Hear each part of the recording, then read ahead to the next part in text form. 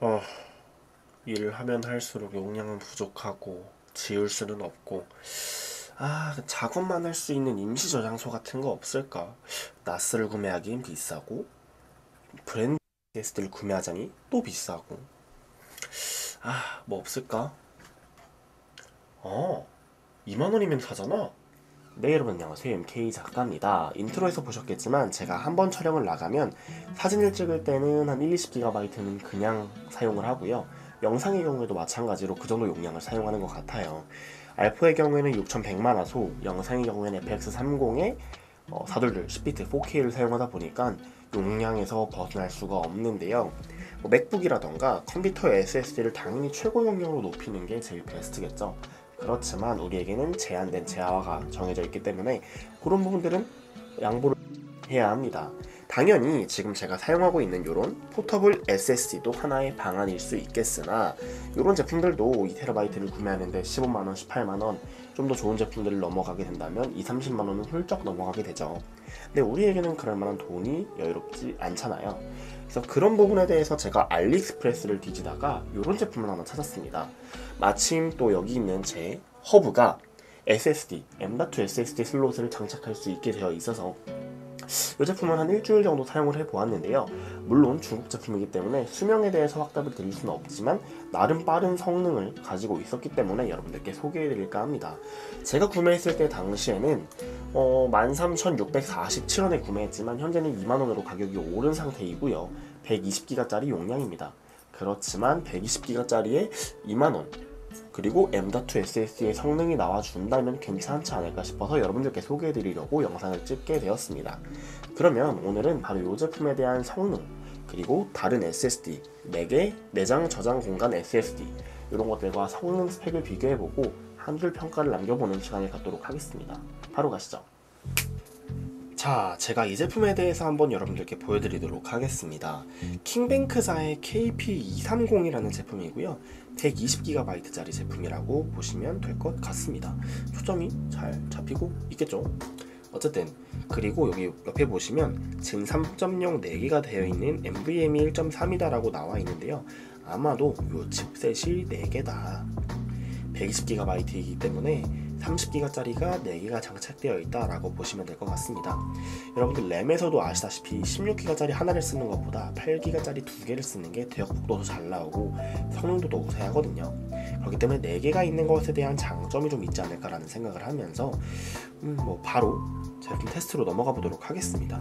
그 밖에 별다르게 특별한 것들은 보이지 않아요. 그래서 이렇게 한번 가까이서 보여드리고 이렇게 생겼다. 뒤에는 이렇게 생겼다 라고 봐주시면 될 것 같습니다. 바로 한번 성능 테스트로 넘어가시죠. 자, 바로 그러면 제 독에다가 한번 장착을 해볼 텐데요. 여느 SSD와 동일한 장착 방법을 가지고 있다 보시면 됩니다. 이 제품 좀 궁금해하실 수도 있는데 이거는 다음에 설명을 해드리도록 하겠고요.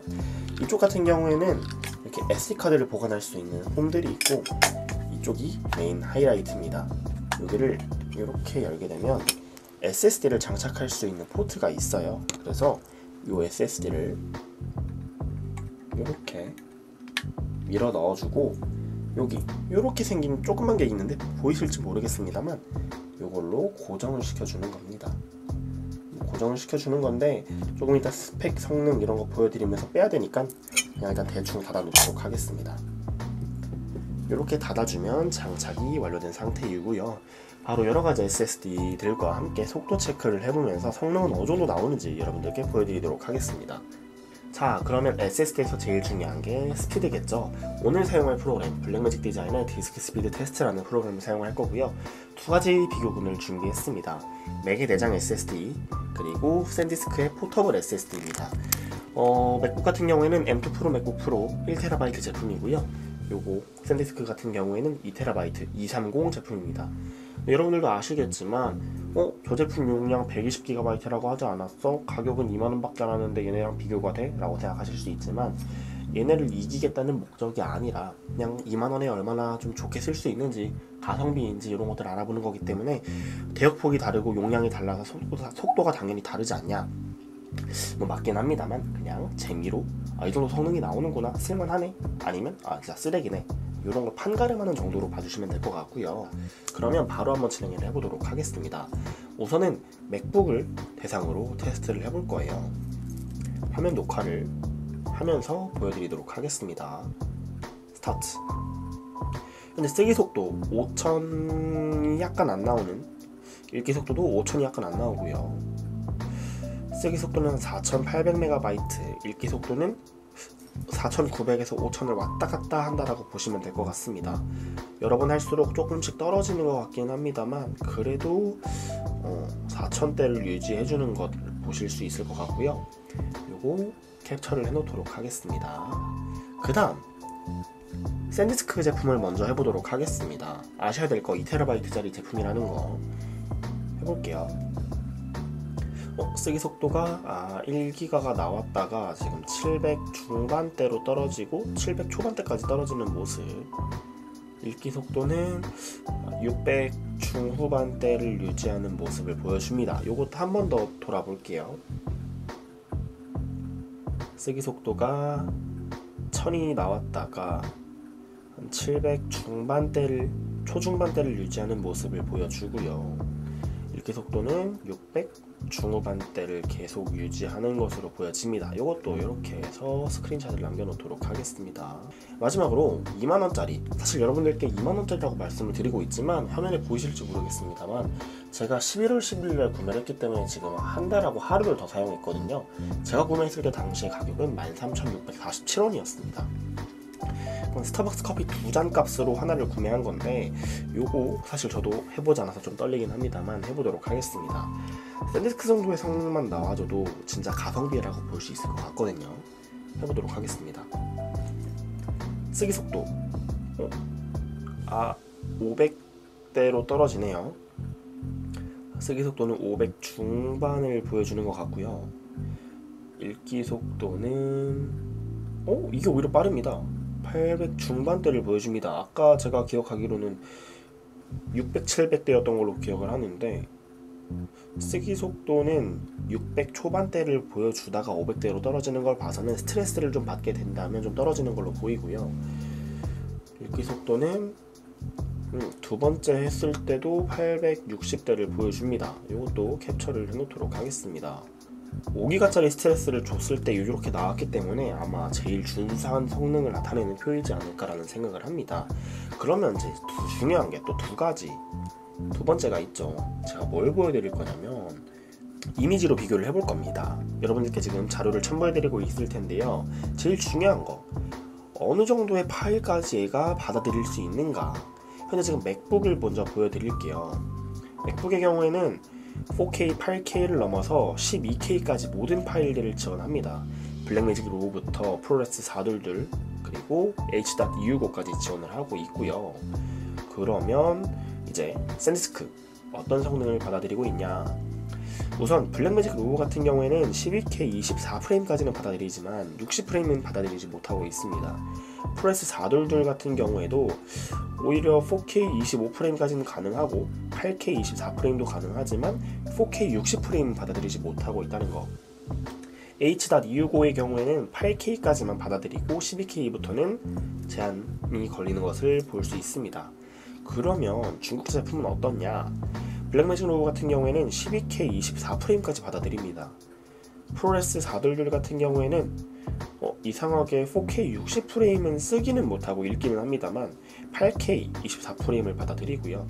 12K 24프레임 같은 경우에도 쓰기는 못하지만 읽기는 받아들이는 모습을 볼 수 있습니다. 읽기 속도가 좀 더 빨랐기 때문에 그게 가능한 것 같고요. H.265 같은 경우에는 샌디스크와 마찬가지로 8K 60프레임까지 읽기 쓰기가 모두 된다는 거 참고하시면 될 것 같습니다.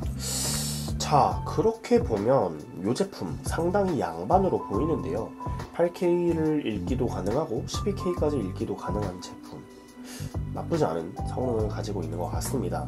쓰기 속도가 샌디스크에 비해서 100MB 정도 딸리긴 합니다만 읽기 속도에서 오히려 또 100MB 정도 높기 때문에 평균치로 본다면 내가 쓰기 속도가 중요하냐 읽기 속도가 중요하냐에 따라서 판가름을 할 수 있을 것 같고요.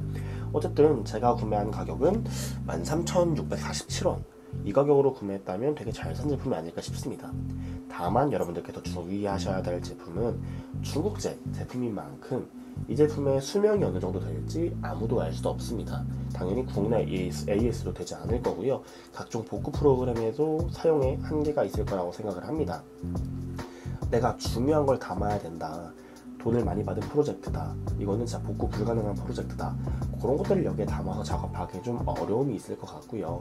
저같이 그냥 간단하게 촬영했던 것들을 보정하고 작업하는데 잠깐 옮겨서 사용하는 정도의 용도에는 괜찮지 않을까라는 생각을 합니다.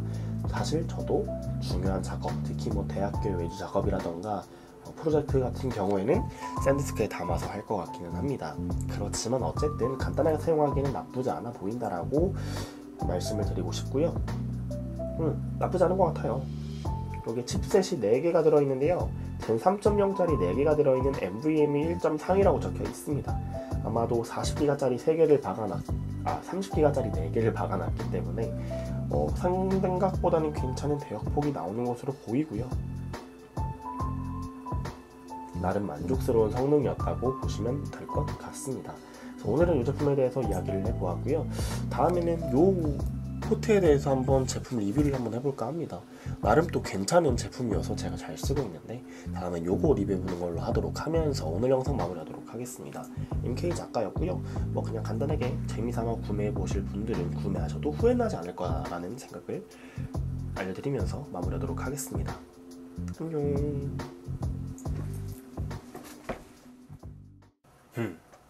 너로 정했어. 이거다.